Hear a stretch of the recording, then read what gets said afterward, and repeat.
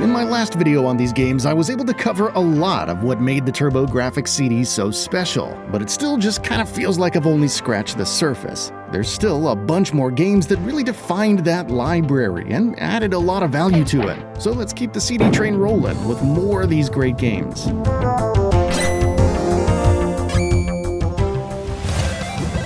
Starting off strong, we have Lords of Thunder. This game might be the best thing Hudson Soft and Red Entertainment ever brought to the TurboGrafx, and that's saying a lot, since they worked on Gate of Thunder and lots of other classics before that. But Lords of Thunder has a certain level of quality to it that just kind of puts it on its own level.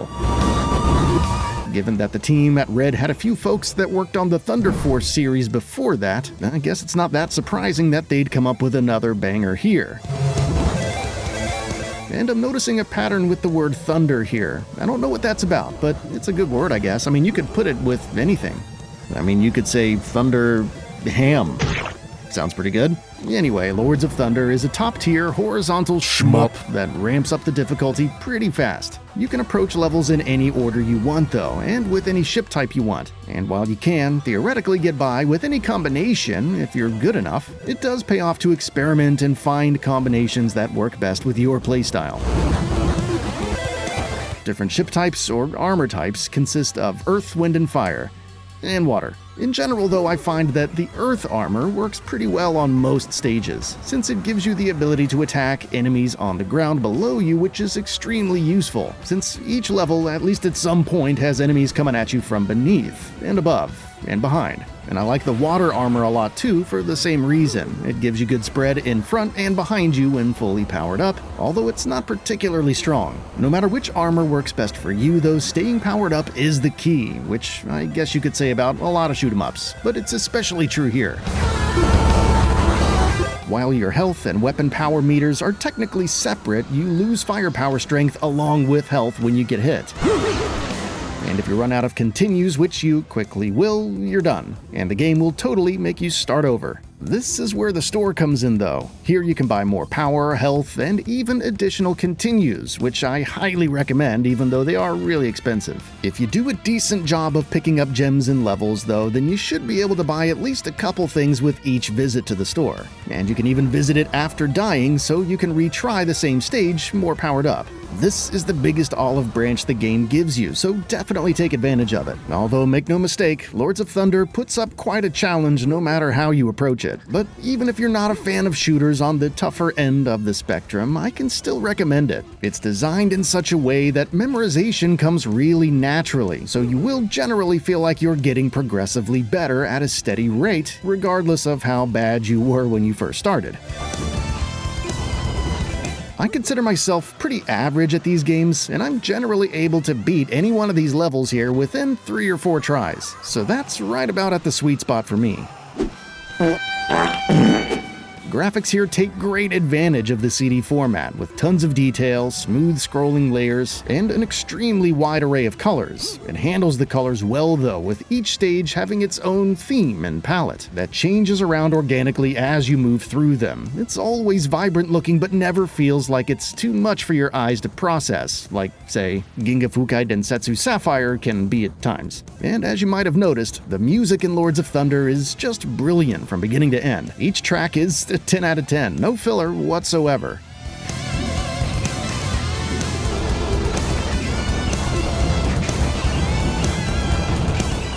The soundtrack here is scored by Satoshi Miyashita, who would go on to deliver more excellent music for games like Evil Zone, Devil May Cry 4, and even Shenmue 1 and 2, which is some pretty good range there. This guy's definitely one of the greats.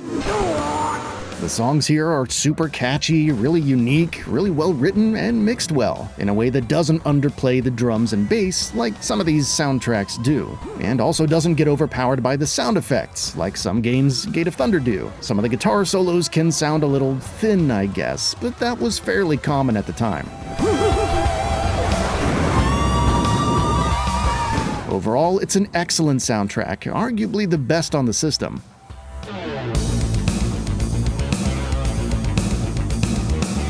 Many shmup fans say this is their favorite one of all time, and I can definitely see that. Not sure if I'd say it's my absolute favorite. There's a few that I might like slightly more, but this game is definitely in the top 5 or 6. Outstanding game all around. Play this by any means necessary.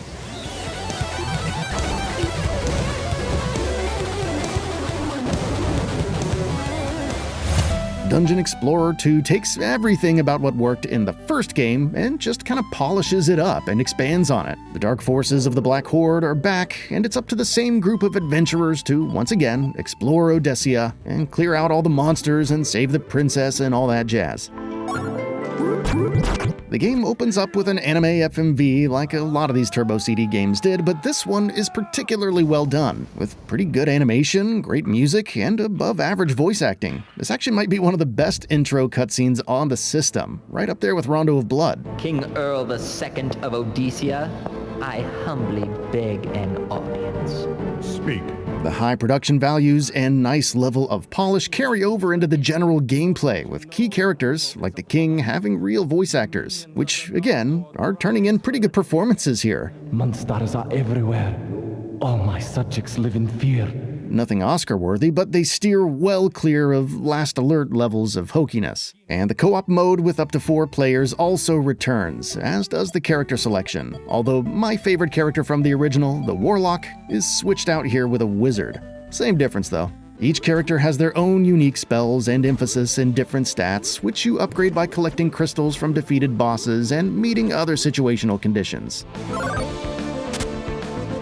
You can also unlock several hidden characters later on and upgrade them as well, so there's really a lot to do here if you want to see everything. As you adventure around town and wind up in various dungeons, you'll be once again taking out hordes of enemies and destroying their spawn points, gauntlet style. Farming them out for extra items if you're able to, and just kind of running away when things get out of hand, which they will.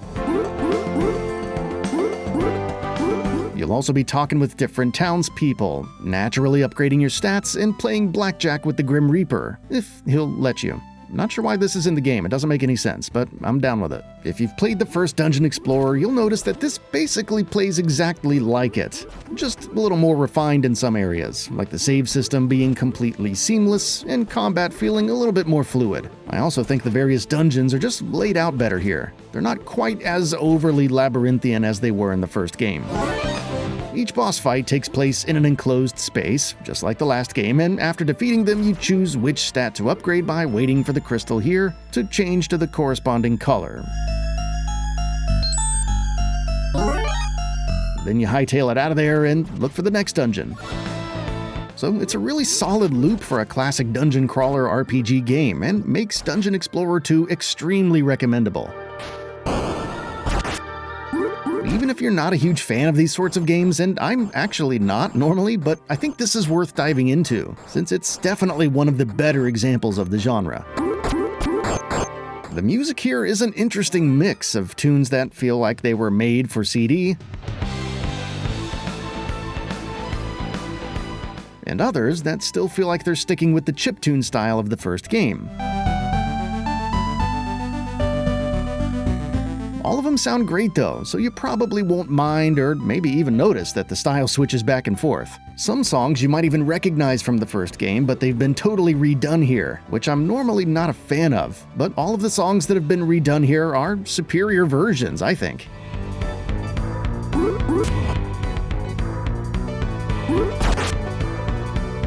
So like Lords of Thunder, this is another one where the soundtrack is one of the best on the system. Dungeon Explorer 2 is a standout RPG on the system. Don't let the generic name fool you. And for those of us who don't speak Japanese, it's one of the few that we can actually play. Kudos to Hudson Soft and Turbo Technologies for really knocking this one out of the park. Highly recommended. Basically a perfect game here.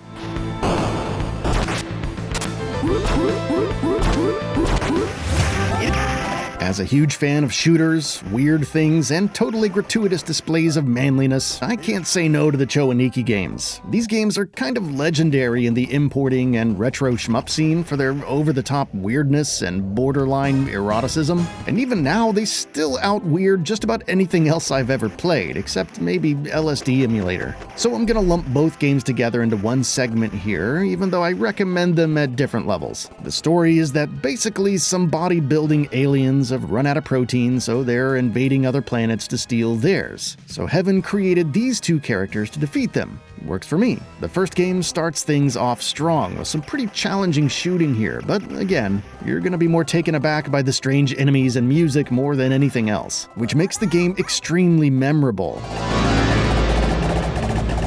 As a shooter, on paper, Chann Niki isn't amazing. You only have one weapon type, and the sound effects are a little bit lacking and don't have much of an impact. It's pretty amazing how entertaining it's able to remain by just switching things up on you so often. It keeps the constant barrage of surreal enemy and level designs moving at such a brisk pace that you'll rarely ever notice that the shooting itself is actually kind of mediocre. There are some strong points though. For instance, after holding down the fire button for a little while, letting it go gives you a very powerful attack that decimates everything in your path for a couple seconds, which is a kind of unique mechanic. Both characters have their own version of this, but they basically serve the same purpose. You can also adjust your speed manually, which is always a plus, although most of the speed levels are wildly fast and honestly do more harm than good. I cannot imagine a scenario where I need to move this fast. I recommend sticking with level 3 and 4 pretty much the entire game. The difficulty is all over the place, with most levels being a cakewalk, but some of the bosses are absolute bears to take on. Like this guy here, which basically requires a certain amount of luck to take down, as he doesn't telegraph his attacks at all, and doesn't seem to adhere to any sort of real pattern. And just like the visuals, the music here is a total grab bag of different styles and concepts that normally wouldn't blend together at all, and don't here, but given the eclectic theme of the game, it somehow kinda works. One minute you have some kind of strange waltz, and the next you have just ominous tones, and then you'll get a somewhat more typical rock tune that you would expect in a 16-bit shooter. You never know what's coming next, and I guess that's the appeal. Now the sequel, Chann Niki, dials up the weirdness and eroticism to 11, making it an even bigger trip than the first game. However, the gameplay takes a step back. Here the controls feel more like a fighting game than a shooter, with quarter circles and other directional inputs determining the attacks, which I just don't like at all. It's not a good fit. And the basic homing shot is kind of annoying to use since it doesn't always go to the enemy you want it to, so it's a bit of a letdown in that department. And I think that alone makes the first game the better of the two. Although I have to admit I still kinda like this one. If you just kinda treat it like a roller coaster that's gonna show you a bunch of weird stuff until it's over, it's definitely entertaining. It's an absolute explosion of weirdness and Japanese humor. Most of the music here is actually pretty good though, and not just strange for the sake of being strange, which I can't say as much about the original. So both games have their pros and cons, I guess. I can definitely see why they're not everyone's cup of tea, especially if you're, like, insecure about your sexuality or something, but they definitely spice up the Turbo CD's library, and I gotta give them credit for that.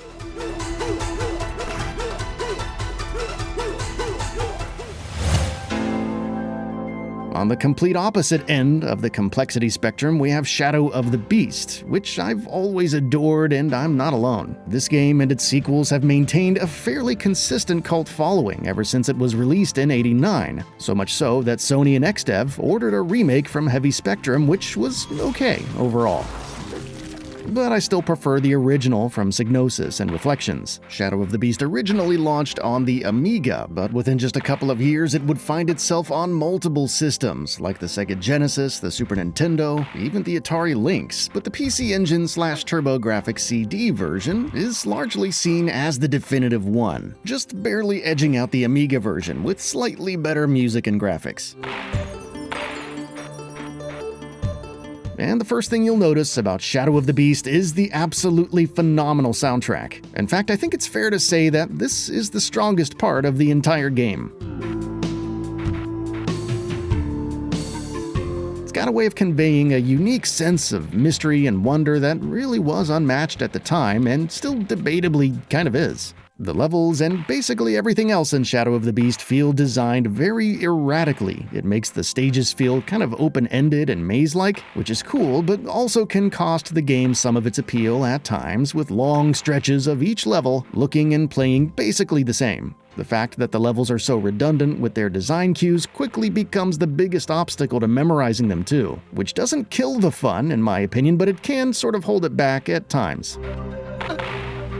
Although if you play the game while occasionally glancing at a guide, you can resolve that. But more importantly, I recommend playing this game only when you're in the mood to just kind of get lost in a weird world. Half of the fun of the game is coming across strange things that you didn't expect, and eventually wandering into the beginning of the next area. If you're not in the right mindset for something like that, it might not land with you as well. But if you ever do find yourself in that kind of mood, this is a great choice. Punching and kicking are what you'll be doing most of the time, but you do get some weapons that make you a little more formidable. The game has a very strange sense of hit detection though, so no matter what you do, you'll kind of have to adjust to that.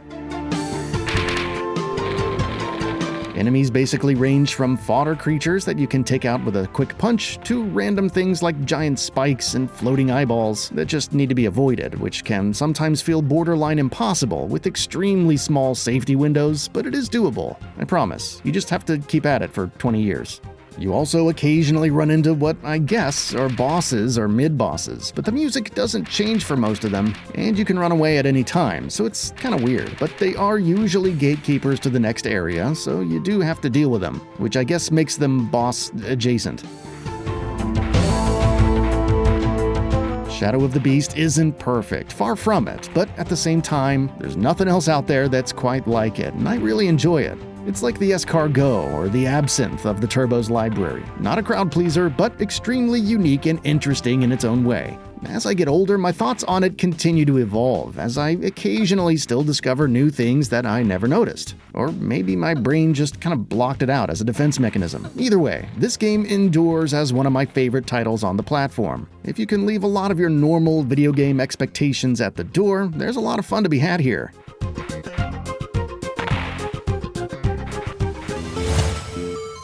You can't talk about the TurboGrafx CD without at least mentioning Easebook 1 and 2. This compilation of the first two Ease games was a popular choice for the platform back in the day and remains so. That said, the original couple of Ease games don't do a whole lot for me personally. Mostly because of the combat where you just kind of bump into enemies and basically let Adol's stats decide the outcome. And the somewhat obtuse storytelling that doesn't really make it super clear where to go a lot of the time, and you can only move in 4 directions, which becomes particularly annoying when trying to navigate through the game's many curved paths. None of these things are deal breakers on their own, of course, but when combined, they really work against my ability to enjoy the experience here, like an Ultron of mildly bad game design choices. But I can totally see why big fans of classic JRPGs dig it, especially considering that this is sort of a remastering of their original versions, and the definitive way to play them. One thing I can definitely give them credit for, though, is the music. Each track is catchy, energetic, and extremely well produced. This is something that Ease games would only get better with over time. In fact, every game that I've played from Falcom has had amazing music, so they definitely have some kind of secret sauce over there in the audio department.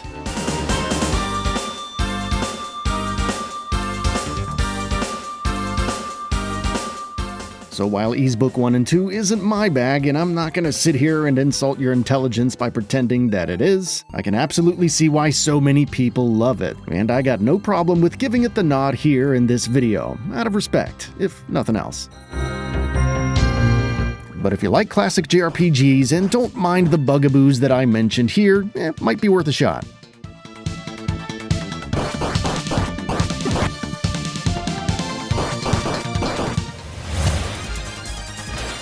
Seirei Senshi Spriggan, which I'll just be calling Spriggan, is fairly well known in the Turbo world, but it's not really as revered as much as I think it should be. Unlike most of the better shooters on the TurboGrafx, Spriggan isn't made by Hudson or even Konami, but rather Compile and Naxat Soft, the same folks that brought us the excellent Alien and Devil's Crush games a couple years prior, and Musha on the Genesis just 6 months before. Before moving on to focus on the PlayStation though, they gave the Turbo CD a couple of games, and Spriggan feels like a fitting swan song to their roster of contributions to the Turbo and PC Engine. It really is a phenomenal vertical shooter. Or shmup. Spriggan's got an absolute ton of color, stellar enemy and level designs, well above average music, and a somewhat revolutionary weapon system that has you altering your fire by combining different colored pickups to generate different effects. There's a lot of different weapon combinations to experiment with here, and all of them have their place. Although I think the blue homing fire is maybe a little bit more situational than the others.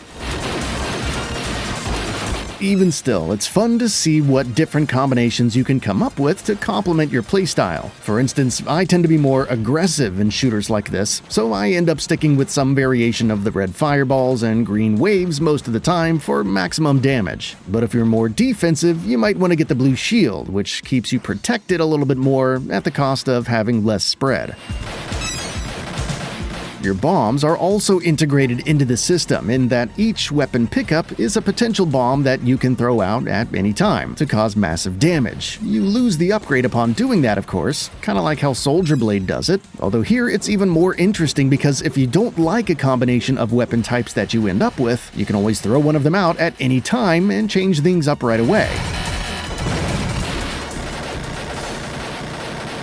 This is an extremely clever little weapon system here. I really like it. It gives you a little bit more to think about and gives you a little bit more control over things without becoming too distracting, which is good because Spriggan has a knack for perpetually flooding the screen with enemies and hazards, so you'll need about every brain cell you've got focused on the action basically all the time.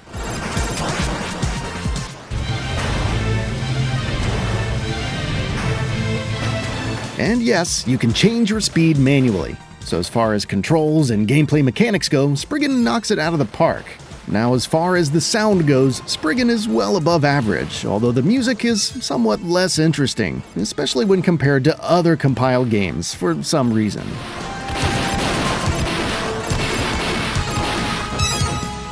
There's a lot of well-produced high-energy songs here that definitely complement the frenetic action and the futuristic fantasy visuals, but I'm not exactly humming them to myself after shutting off the game like I do with so many other games in this library. I recognize some of the sound effects from Devil's Crush though, and I think they fit here well too. They help give Spriggan that little bit of same edgy and strange vibe that Devil's Crush had, and I really like that, even though it's very subtle. Spriggan's overall tone is a bit of a mishmash of different things. At first, it almost seems a little bit standard, with normal-looking skylines and enemy ships, but soon enough, it evolves into absolute madness. This level here, for instance, is basically a nightmarish fever dream with some disturbing enemies and a sprawling tunnel system that limits your movement and fire, so the variety in Spriggan is excellent, even though it is kind of hard to pinpoint what Spriggan really is, other than extremely Japanese and a bit insane, which are both things that I like, so I guess it's alright. The difficulty balance is also really well done. While the game is definitely on the more difficult end of the spectrum overall, it does a good job of throwing weapon upgrades at you pretty often, and even screen-clearing bombs that wipe the slate clean for a moment, which is kinda like getting one big swipe of the windshield wiper in the middle of a torrential downpour, but it's certainly worth getting. But more importantly, the impact of all of these upgrades floating around all the time is that even when you're restarting a level with nothing and heading into an absolute onslaught, you can claw your way back to a respectable power level fairly quickly with a little bit of determination.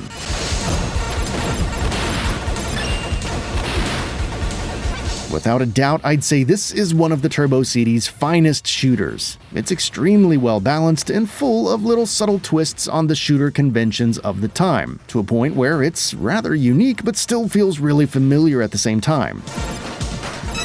Might not be quite as good as Musha, I guess, but to even be comparable to Musha is a huge compliment that Spriggan absolutely earns.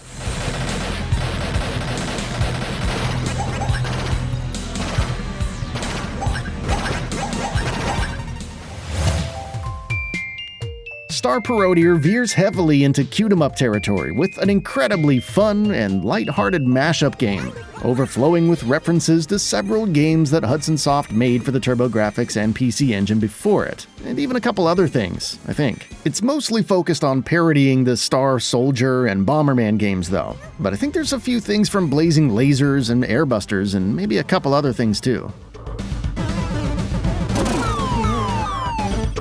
Not exactly sure what the story is, but you've got 3 characters to choose from: a mechanized Bomberman, an anthropomorphic PC Engine, and a cutened-up version of the ship from Superstar Soldier. All of them play similarly, but each one has their own bomb attacks and 3 distinct weapons.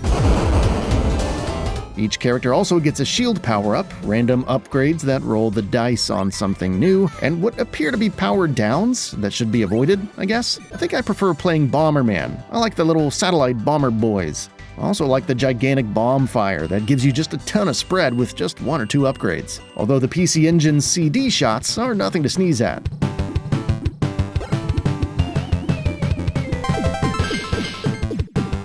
This game is such a gushy tribute to the TurboGrafx and PC Engine. If you like this platform at all, you should definitely play this.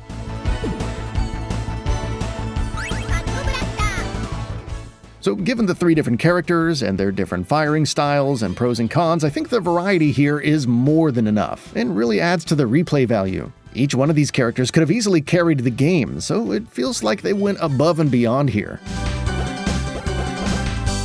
Star Parodier is one of the easier cute-em-ups in the library, almost to the point where it's kind of a flaw. I mean, the first few levels are absolute pushovers. It is not hard to keep enemies pushed all the way back to the top of the screen for most of the time here. If the music and level designs weren't so overwhelmingly charming, these first few levels would probably get boring, but they are, so they don't.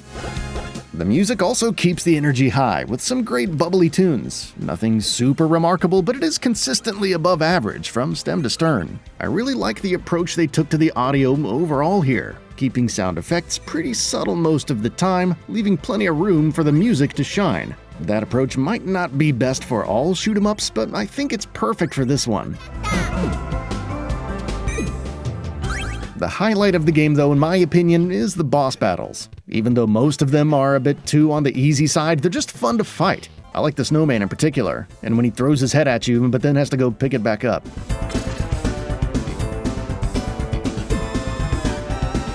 And I like his little bucket fez hat thing. This guy needs his own game. I think I like the Bomberman level the best, probably mostly because I'm such a huge Bomberman fanboy, and it's just such a treat to see the trademark checkerboard blocks from those games taking over the stage here. Even the boss battle basically plays like a Bomberman boss fight.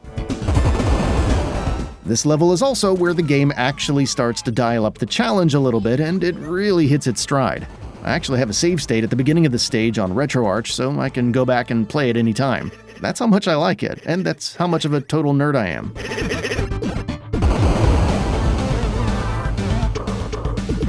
From this point on, though, the game steps things up against the player, so those lives and bombs that you've hoarded up until this point, yeah, you'll be using them now. So yeah, I recommend this game to all TurboGrafx and PC Engine owners of any level. There's really nobody in this group that won't enjoy it, at least a little bit. Seriously, if this game doesn't bring a smile to your face, you've got problems. Ultimately, Star Parodier feels like a final hurrah for the TurboGrafx and PC Engine generation, and it's a really important game in the library to me because of that. The fact that it's also an outstanding vertical shmup is a nice bonus, and makes it all the more of a must-own if you enjoy this platform. And with all the references, the characters, the musical cues, Star Parodier feels like a genuinely affectionate celebration of what Hudson and NEC were able to accomplish together during the 16-bit generation, and a perfect bookend to that era. Which is why I saved it for last, as I also think it makes a perfect finale for my Best of the TurboGrafx series of videos. Not that I'm done making videos about TurboGrafx games, of course, far from it. But I do think this is a great place to just conclude this specific series of best of videos about them. I had a lot of fun playing and talking about the greatest and most definitive games across the system, and I hope you enjoyed watching these videos at least half as much as I enjoyed making them. Feel free to drop your favorite TurboGrafx game in the comments. I really like reading about other people's favorites, and in the meantime, I'll keep toiling away at what I got coming up next. But until then, my friends, as always, thanks for watching.